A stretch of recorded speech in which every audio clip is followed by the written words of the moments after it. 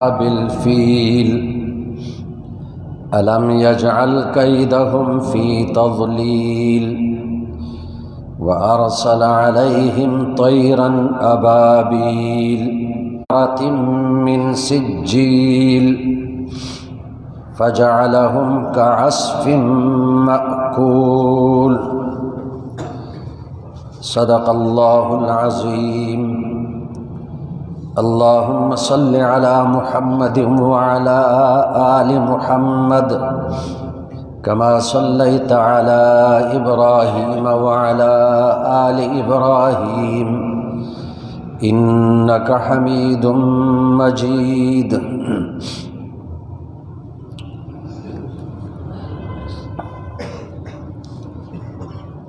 کیا تو نے نہیں دیکھا کیسا کیا تیرے رب نے ہاتھی والوں کے ساتھ؟ کیا نہیں بنائی ان کی تدبیر ناکارہ، اور بھیجے ان پر پرندے غول در غول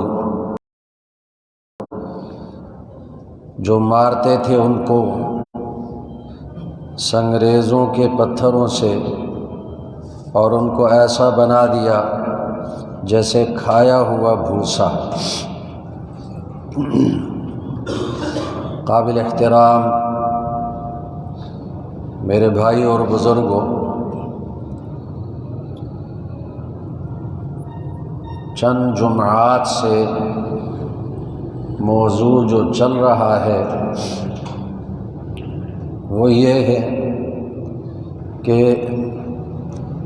آپس میں جھگڑوں کے اور معاشرہ بگاڑنے کے اسباب جو قرآن مجید میں اللہ نے بیان فرمائے،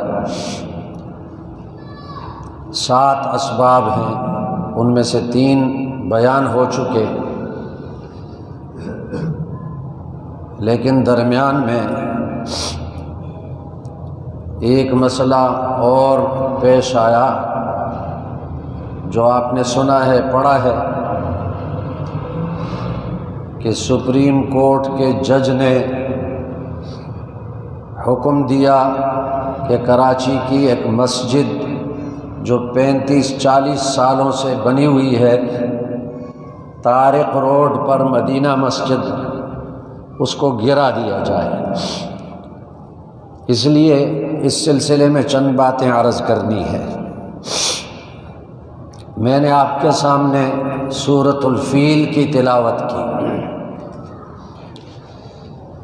اور اس سورت کا شان نزول اور اس سے متعلق جو قصہ ہے وہ یہ ہے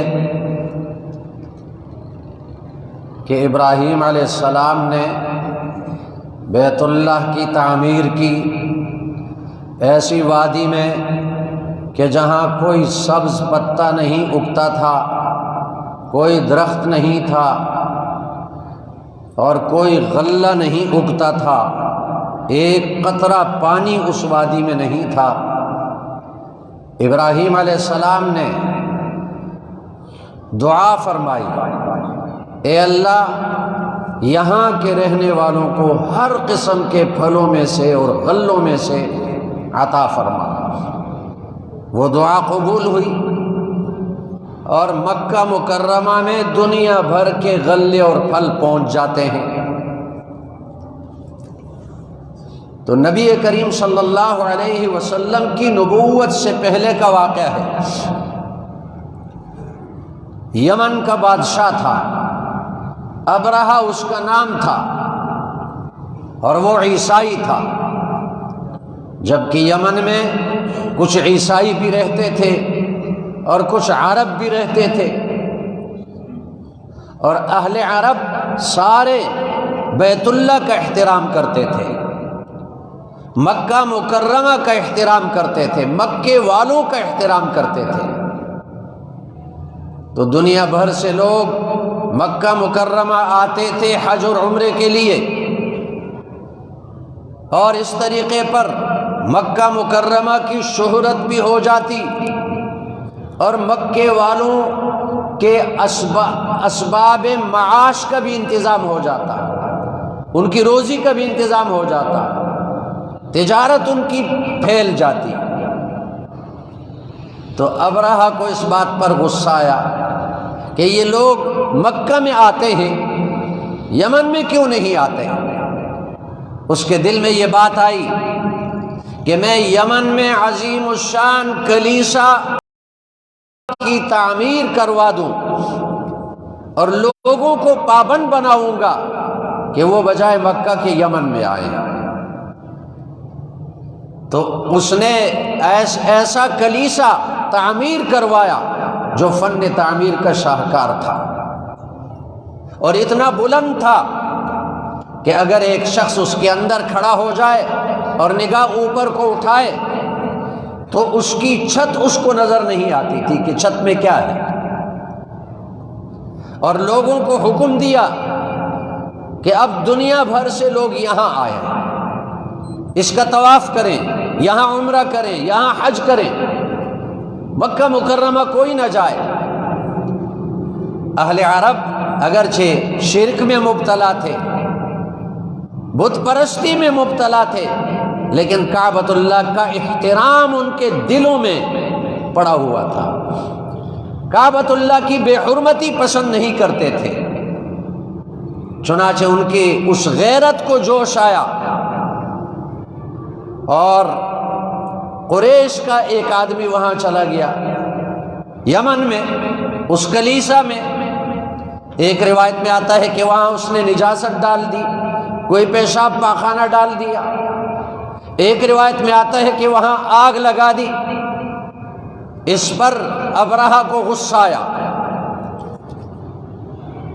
کہ اس نے ہمارے کلیسا کی بے حرمتی کیوں کی۔ اب انتقام کا جوش آیا، انتقام کی آگ بھڑک اٹھی اس کے دل میں، اور اس نے ارادہ کیا کہ میں کعبۃ اللہ کو گراؤں گا، اللہ کے گھر کو گراؤں گا، اور ہاتھیوں کا لشکر تیار کیا۔ ہاتھی کس مقصد کے لیے تھے؟ بڑا جانور ہے، اس زمانے میں یہ آلات اور یہ مشینیں نہیں ہوتی تھیں کہ ہاتھی کے ساتھ زنجیر باندھ لیں گے اور زنجیر کا دوسرا کنارہ کعبۃ اللہ کے ساتھ باندھ لیں گے، ہاتھی کو چلائیں گے تو کعبہ گر جائے گا۔ ہاتھیوں کا بڑا لشکر لے کر گیا، اور ایک بڑا ہاتھی جو اس کا اپنا تھا، جس پہ سوار تھا، محمود اس کا نام تھا۔ راستے میں عربوں کے قبائل تھے، لشکر روانہ ہوا مکہ کے طرف، عربوں کے قبائل تھے، وہ مقابلے پر آتے تھے، اس لیے کہ وہ کعبۃ اللہ کا احترام کرتے تھے۔ لیکن اتنا بڑا لشکر تھا ابرہہ کا، جو مقابلے پر آیا اس کو شکست دے دی اور بہت ساروں کو قتل کیا۔ تو راستے میں ایسی کئی لڑائیاں ہوئی، لیکن مقابلے میں آنے والوں کو شکست ہوئی، یہاں تک کہ طائف میں یہ لشکر پہنچا۔ ثقیف قبیلہ وہاں رہتا تھا، اور ان کو یہ خبر پہنچی کہ راستے میں جن لوگوں نے مقابلہ کیا وہ سب شکست کھا گئے۔ اس لیے انہوں نے مصالحت کر لی کہ ہم آپ کو راہبر دے دیں گے جو آپ کو راستہ بتائے گا مکہ مکرمہ کا، ہم مقابلہ نہیں کرتے۔ چنانچہ مکہ مکرمہ کے باہر لشکر نے پڑاؤ ڈالا، اور وہاں مکہ مکرمہ کے لوگوں کے اونٹ چرتے تھے۔ اور یہ وہ زمانہ تھا کہ نبی کریم صلی اللہ علیہ وسلم کے دادا حضرت عبد المطلب مکے والوں کے سردار تھے، انتہائی خوبصورت تھے اور باروب جسم کے مالک تھے، بڑے قد والے تھے، اور ان کے 200 اونٹ وہاں چر رہے تھے۔ ابرہہ نے مکے والوں کے اونٹوں کو قبضے میں لے لیا، سارے اونٹوں کو قبضے میں لیا، اور ایک نمائندہ بھیجا اپنا کہ جاؤ مکے والوں سے کہو کہ شہر خالی کر دیں، ہم تمہیں قتل نہیں کرنا چاہتے، ہم تمہارا مقابلہ نہیں کرنا چاہتے، تم شہر خالی کرو، ہم کعبۃ اللہ کو گرانا چاہتے ہیں۔ عبد المطلب کعبے کے سامنے کھڑے ہو گئے، اور کہا اے اللہ، اے پروردگار، اتنا بڑا لشکر آیا ہے، ہم اس کا مقابلہ نہیں کر سکتے، تو جانے، تیرا گھر جانے، یہ تیرا گھر ہے، تو اس کا مالک ہے۔ اور مکے والوں سے کہا کہ نکل جاؤ، پہاڑیوں پہ چڑھ جاؤ، شہر خالی کر دو، ابرہہ کا لشکر آ رہا ہے۔ اس نمائندے نے ابرہہ سے، عبد المطلب سے کہا کہ آپ میرے ساتھ آ جائیں، میں آپ کو ابرہہ سے ملاتا ہوں، اگر آپ کا کوئی مطالبہ ہے وہ اس کے سامنے رکھ دیں۔ عبد المطلب آئے، ابرہہ نے دیکھا تو ابرہہ مرعوب ہوا، خوبصورت شکل والے عبد المطلب، قداور شخصیت والے، جب آیا تو ابرہہ مرعوب ہوا اور اس کا احترام کیا اور اس کو اپنے تخت پہ بٹھایا اور اس سے کہا کہ اگر آپ کا کوئی مطالبہ ہو تو آپ پیش کریں، میں کعبۃ اللہ کو گرانے کے لیے آیا ہوں۔ عبد المطلب کہنے لگے میرا مطالبہ یہ ہے کہ میرے 200 اونٹ ہیں وہ مجھے دے دو، اور کچھ اونٹ میرے دوستوں کے ہیں وہ بھی میرے حوالے کر دو۔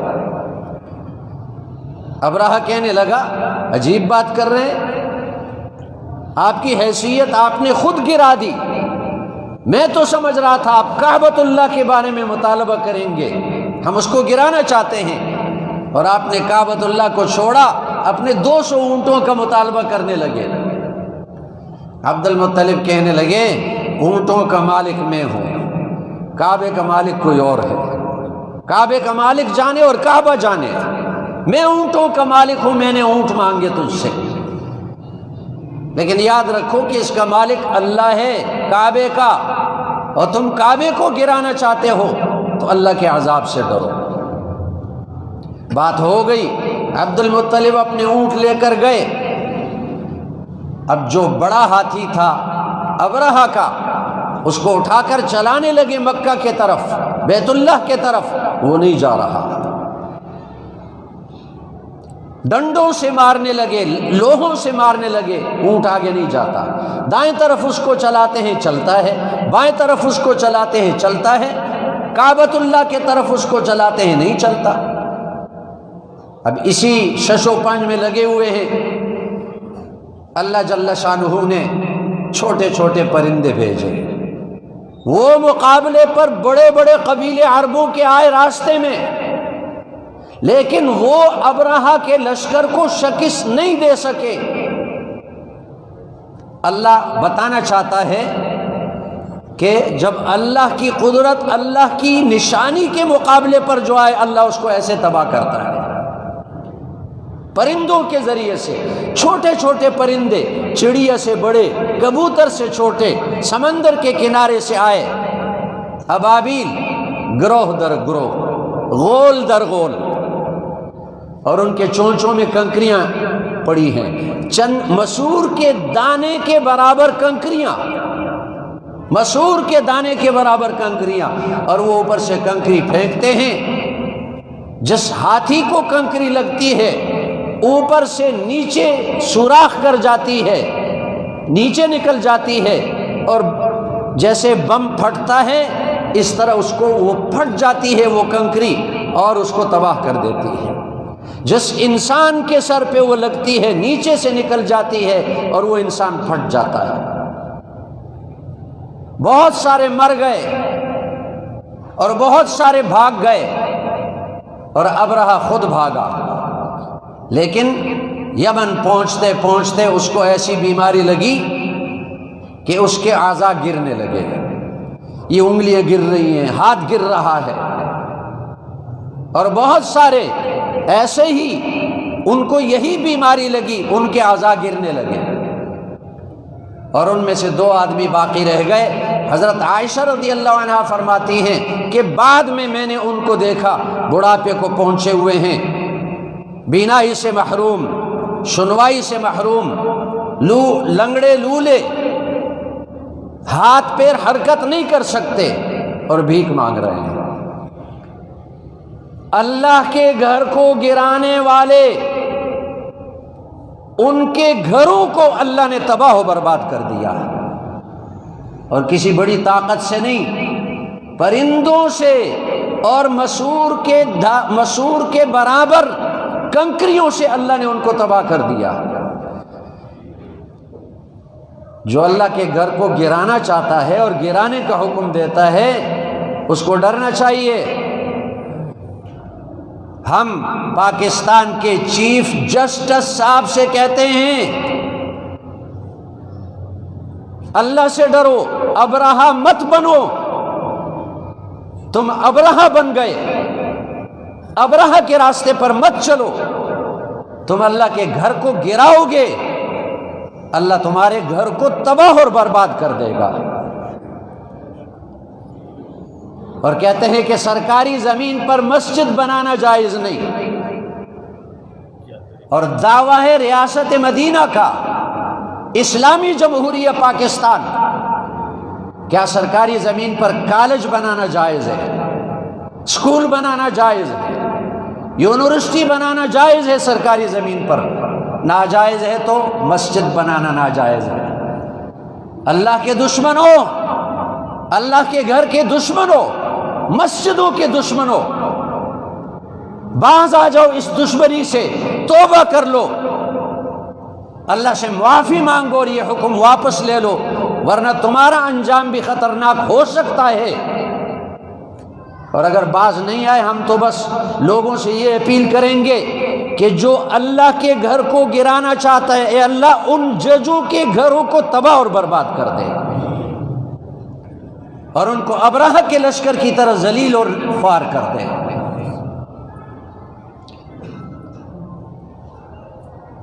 ایک وزیر اعظم کا گھر ہے، بنی گالہ ہے، وہ غیر قانونی ہے، لیکن چیف جسٹس اس کو قانونی بنا دیتا ہے، اتنے پیسے جمع کرو اور قانونی بن جائے گا تمہارا گھر۔ شرم نہیں آتی؟ مسجد کو غیر قانونی کہہ کر اس کو گرانے کا حکم دیتے ہو، اس کو بھی قانونی بنا دو۔ اور کہتے ہیں کہ اس مسجد کے ساتھ پارک بھی ہے، بڑا پارک ہے، میں نے دیکھا نہیں، لوگ کہتے ہیں، اور مسجد 30-35 سالوں سے بنی ہوئی ہے۔ تو اس سے پہلے جو سپریم کورٹ کے جج گزرے اور جو دوسرے جج گزرے، ان کی جہالت پر ماتم کرنا چاہیے۔ وہ اتنے جاہل تھے، ان کو اس مسجد کا پتہ نہیں تھا، اور اس موجودہ جج کو پتہ چل گیا کہ یہاں مسجد بنی ہوئی ہے۔ انتہائی افسوسناک بات ہے یہ۔ اور اس طرح کا واقعہ سن 1983 میں پیش آیا۔ ہمارے استاذ محترم مرحوم حضرت مولانا مفتی ولی حسن صاحب رحمہ اللہ جامع بنوری ٹاؤن کے شیخ الحدیث تھے اور مفتی اعظم پاکستان تھے، اور اس وقت بھی یہی مسئلہ آیا کہ جج نے حکم دے دیا کہ یہ مسجد سرکاری زمین پر ہے، کوئی اور مسجد تھی، اس کو گرایا جائے۔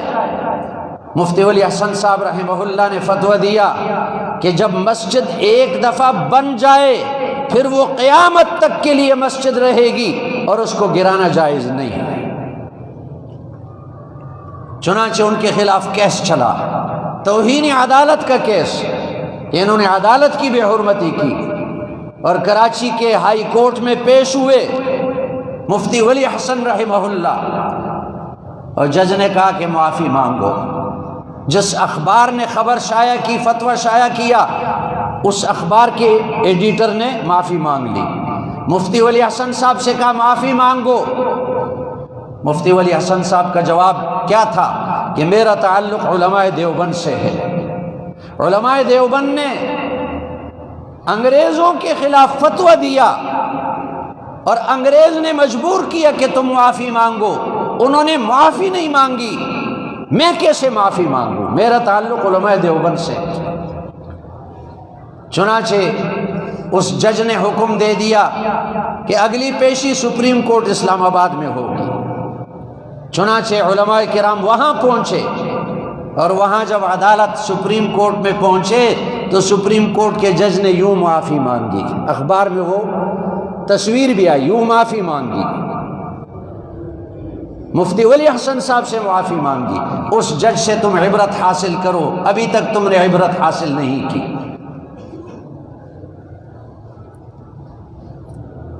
اور عام لوگ بھی یہی کہتے ہیں کہ بھئی قبضہ والی جگہ پہ مسجد کیوں بنائی، مقبوضہ جگہ پہ مسجد کیوں بنائی؟ ہمارے عام مسلمان بھی یہی کہتے ہیں قبضے والی جگہ پر مسجد کیوں بنائی؟ بھائی قبضہ دو قسم کا ہے، ایک شخصی ملکیت جس کی ہو، شخصی ملکیت، اس پر دوسرا آدمی قبضہ کر کے زمین مسجد بنا لے، غصب کی ہوئی مقبوضہ جگہ پر مسجد بنا لے، یہ ناجائز ہے۔ کسی کی شخصی ملکیت ہو، اس پر کوئی مسجد بنا لے قبضہ کر کے، یہ ناجائز ہے۔ اور اگر مسجد بن گئی تو کتابوں میں لکھا ہے اور علماء کرام کے فتوے موجود ہیں کہ پھر عدالت کی ذمہ داری ہے کہ جس کی زمین تھی اس کو راضی کرے اس بات پر کہ تم اس زمین کی قیمت لے لو، مسجد نہیں گرے گی، مسجد نہیں گرے گی، زمین کی قیمت لے لو۔ لیکن اگر کسی کی شخصی ملکیت نہ ہو بلکہ سرکاری زمین ہو اور سرکاری زمین پر مسجد بنا دی جائے، اس کا گرانا کسی صورت میں جائز نہیں ہے۔ سرکار یونیورسٹیاں بنائے سرکاری زمین پر، اسکول بنائے سرکاری زمین پر، کالج بنائے سرکاری زمین پر، ہسپتال بنائے سرکاری زمین پر، نہ بنائے تو مسجد نہ بنائے سرکاری زمین پر۔ یہ تو حکومت کی ذمہ داری ہے کہ وہ اسلامی حکومت میں حکمرانوں کی ذمہ داری ہے کہ وہ مسلمانوں کے لیے مسجدیں بنائیں، یہ تو ان کی ذمہ داری ہے، سارا خرچہ دیں تعمیر کا اور مسجد بنائیں۔ لیکن جب یہ نہیں بناتے اور مسلمان اپنے پیسے لگا کر مسجد بنا لیتے ہیں، پھر ان کو کس نے اجازت دی کہ مسجد کو گرانے کا حکم دیں؟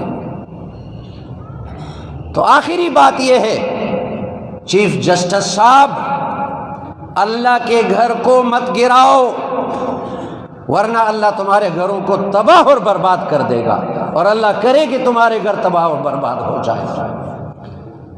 اس کی جتنی بھی مذمت کی جائے کم ہے، یہ جو چیف جسٹس نے یہ حکم صادر کیا ہے مسجد کے گرانے کا، آج تک کبھی یہ حکم صادر نہیں ہوا کہ مندر سرکاری زمین پر مت بناؤ۔